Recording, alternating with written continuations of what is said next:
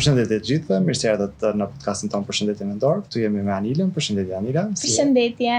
Mund ta flasësh pak për vendet tënde? Unë quhem Anila Shurdhani, jam 19 vjeç, vi nga Shkupi. Meqense ne jemi këtu duke folur për Përshëndetje Mendor, do kisha dashur që më tregosh mua pak a shumë mendimin tënd, se si mendon që qëndron situata në vendin tonë për Përshëndetje Mendor, sa janë të informuar të rinjt, ndoshta duke nisur nga vetja jote, por edhe shoqëria jote. Mendon që a kanë pasur sfida bashkëmoshëtarët tuaj me shëndetin mendor, dhe nëse kanë pasur, si i kanë zgjidhur ato? Shiko, mendoj që nuk ka njeri i cili përgjatë gjithë ciklit të tij jetësor nuk kalon nëpër sfida. Thjesht ajo është mënyra se si ti vendos që ti zgjedhësh këto sfida, si ballafaqohesh me to në përditshmëri dhe ai akcepton si të tuat ose në fakt nuk i pranon dhe i shtyn anash si të huaja, ajo është gjë shumë interpersonale. Shoqëria sot, për shkak se bota ka filluar që të jetë aq shumë dinamike dhe në lëvizje tërkohën, shëndeti mendor fillon që të eskaloj, fillon që të ndryshoj, të mos jetë shumë konstant, mos jetë i lehtë për tu ballafaquar me të, për tu menaxhuar. Kështu që definitivisht mendoj se problemet ose të them varësia për mos kontrolluar gjendjen tonë emocionale shporitet shumë ditë për ditë.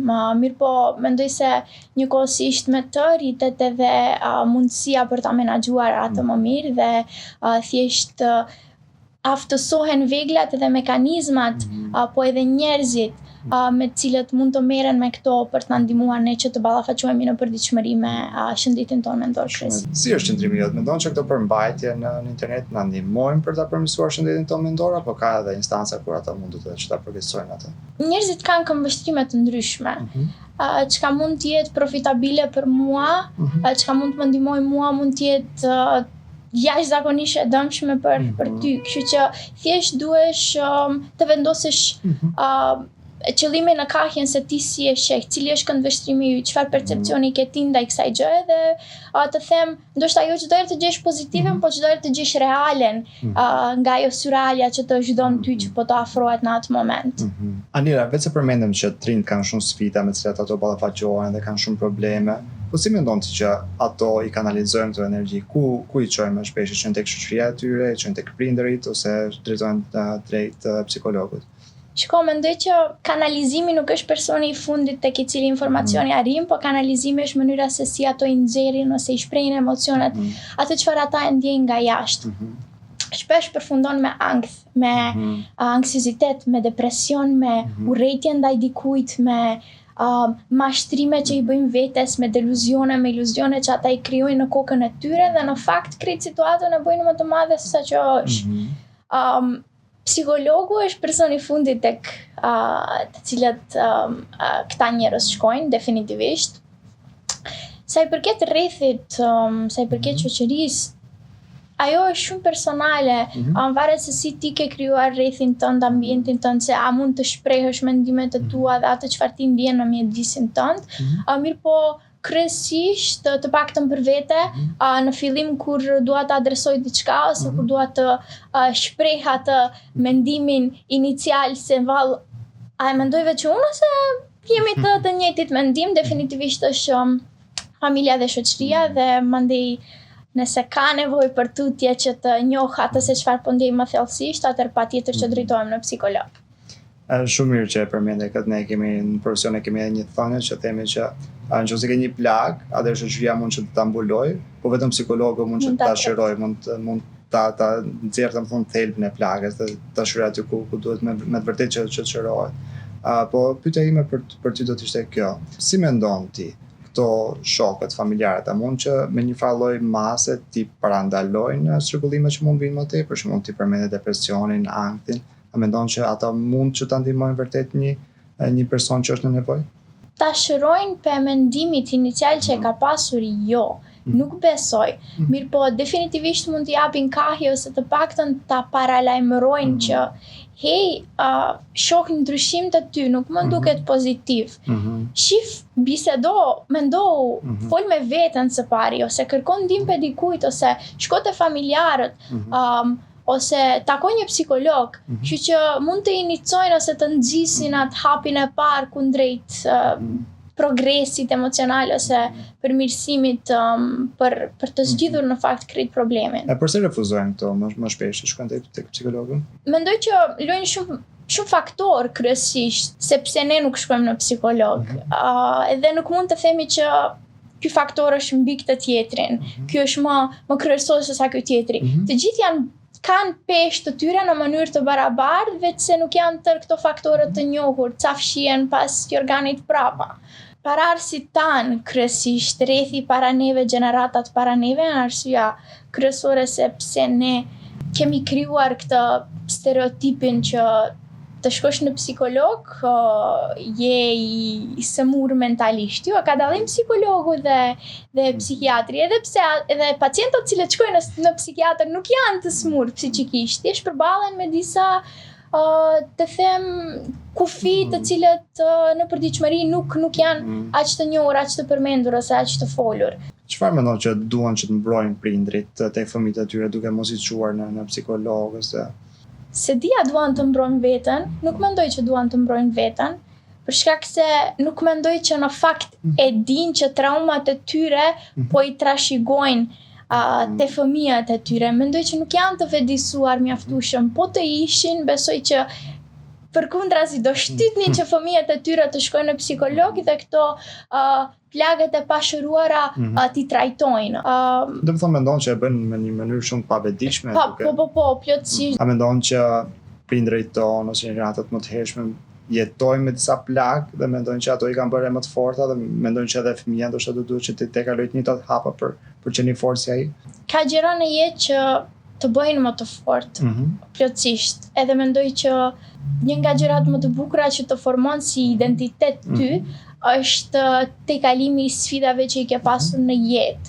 Po kjo nuk do të thotë se këto sfida nuk duhet të jenë të shëruara, këto sfida nuk duhet të jenë të përpunuara. Ose të paktën të shëndetshme, apo? Po, plotësisht, ti nëse jetojmë në të tashmen, realiteti, këtu dhe sot, tani ku jam, dhe duam që të jetojmë për të nesërmen, mirë po mendja jonë është në të kaluarën, atëherë ne të themi se ne po jetojmë të tre kohët në të njëjtin moment. Kështu që duhet përpunuar plagët, duhet përpunuar krejt eksperiencat edhe provojat e më të tjeshme që kanë qenë, me qëllim që të adresohen mirë, me qëllim që të mund të kalohet në hapin e radhës, se përndryshe mendja jonë, po edhe trupi jonë fizikisht çdo herë jetë në të kaluarën, po. Ti si ndjen Alila? Për shumë si do e kishe menduar të një person që kalon në procesin e terapisë? Çfarë ndryshimesh do të kishe vëritur te ai? A mendon që do të kemi një person të transformuar? Si mendon ti që ndikon procesi i terapisë të psikologut tek një klient? Po, patjetër që ndikon. Më përpara kam menduar shumë që psikologu më i mirë është edhe vetja, të fillosh nga vetja. E them këto për arsye se ndoshta nuk mund të shërosh çdo plagë, po mund të kalosh kohë me veten, mund të njohësh veten.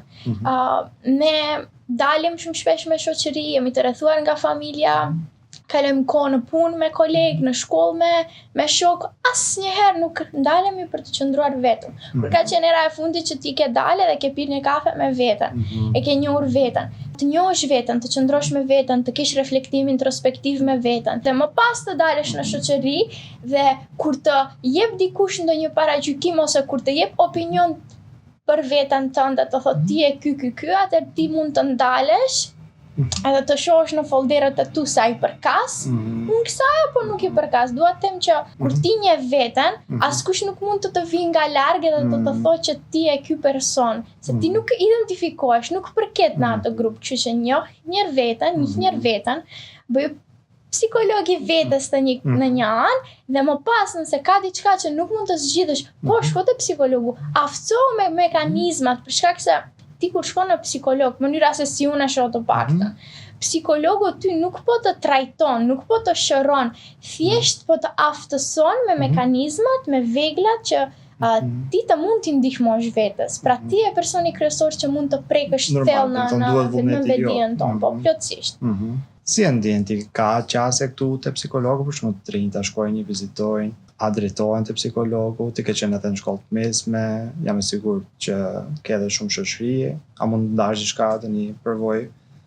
Ka ndryshim drastik viteve të fundit, se sa është qasja ose raporti mes pacient dhe psikolog. Sa veta në fakt po shkojnë nëpër psikolog, mirë po kjo ka ndodhur vetëm për faktin se kanë qenë rrjetet sociale aty prezent për të them iniciuar këtë trendin.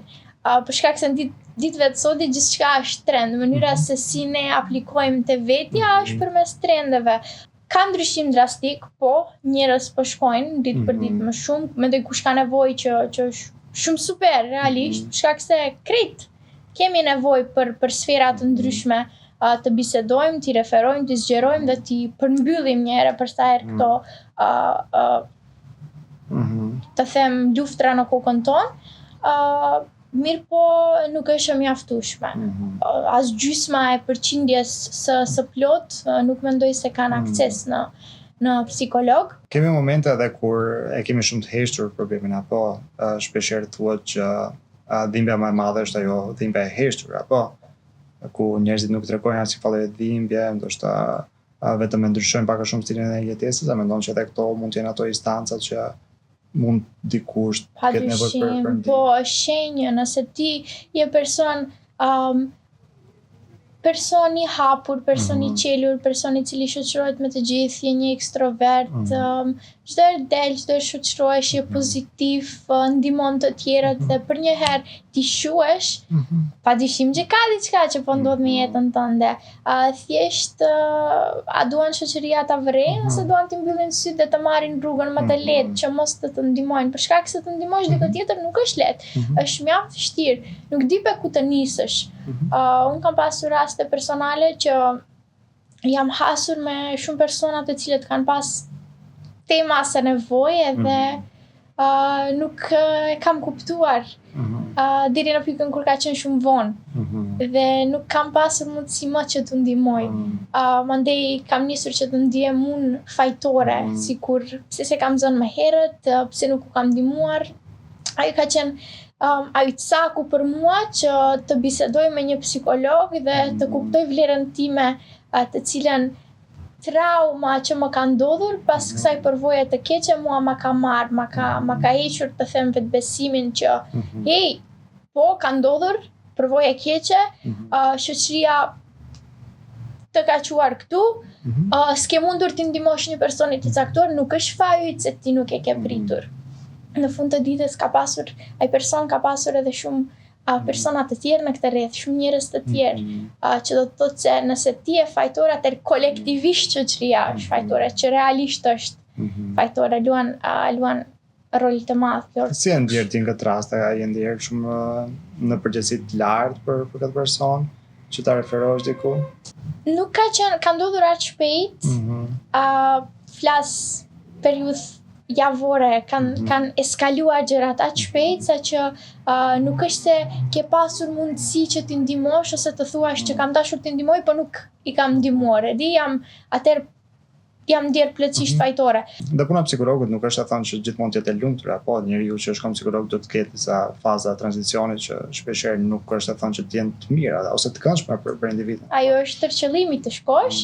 Mendon që ka një fallë presioni që njerëzit duhet patjetër që të ndihen të lumtur, mos përjetojnë ndjenja të pakëndshme, tregojnë të fortë, tregojnë të pasur, të fuqishëm ndaj tjetrit.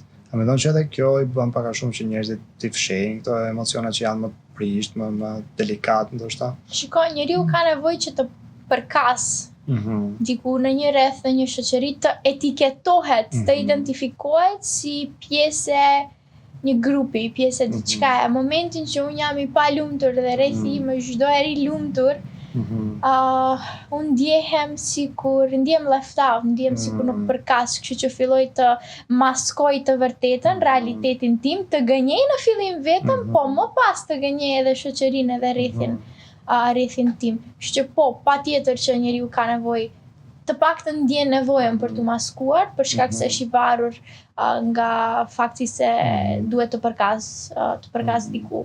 Por gjithsesi, domethënë në thelb problemi mbetet gjithmonë ai njëjti, nga që nuk është atakuar aty, nuk është sulmuar problemi vërtet, dhe nuk është bërë transformimi. Që në start nuk është punuar në gjën e caktuar, tutje është lënë pas, tutje pasojat e të kaluarës po vinë në të tashmen, pra ne po i njohim, po i dëgjojmë, në nënvetdia jonë po na thotë s'ke punuar me këtë të kaluarën, ne ende i shtym, i mbledhim derisa në ditë të mbushet kupa, të shpërthej edhe si jemi më aty. Rregull, tani vetëm për përmbyllet i na dha shumë informata të vyeshme për shëndetjen mendore. Çfarë do na kisha thënë ti për shëndetjen mendore, nëse do të kishe diçka ti në dorë për të dhënë një mesazh për shembull të rinjve ose personave që janë në nevojë për të shkuar diku, për të konsultuar ndoshta me një psikolog ose edhe një profesionist tjetër të shëndetit mendor? Shëndeti mendor nuk është një term, më është stil jetese. Shëndet mendor që të arrish nuk do të thotë që çdo herë ti jesh i lumtur, edhe pse lumturinë nuk e shoh si destinacion, por e shoh si rrugtim, si një periudhë. Shëndeti mendor do të thotë që të jesh të reagosh proaktivisht dhe mos reaktivisht. Do të thotë që të jesh i sigurt me vetveten dhe synimet që ti i qëndron. Ti qëndrosh pas asaj që ti e beson. Shëndet mendor do të thotë që të jesh ose të paktën të mendosh racionalisht dhe jo emocionalisht. Ajo do të thotë shëndet mendor për mua, për shkak se kur bisedojmë për shëndetin mendor, shpeshherë qëllimi jon përfundimtar është të jemi të lumtur. Jo çdo herë mund të jemi të lumtur, mirëpo çdo herë mund të mendojmë racionalisht, të mendojmë logjikisht. Jo çdo herë përfundimet janë të lumtura, po përfundimet mund të jenë shumë logjike. Rregull. Faleminderit shumë Anila që ishe pjesë të podcastit tonë. Faleminderit ty, ishte kënaqësi e madhe. Edhe për mua ishte shumë kënaqësi.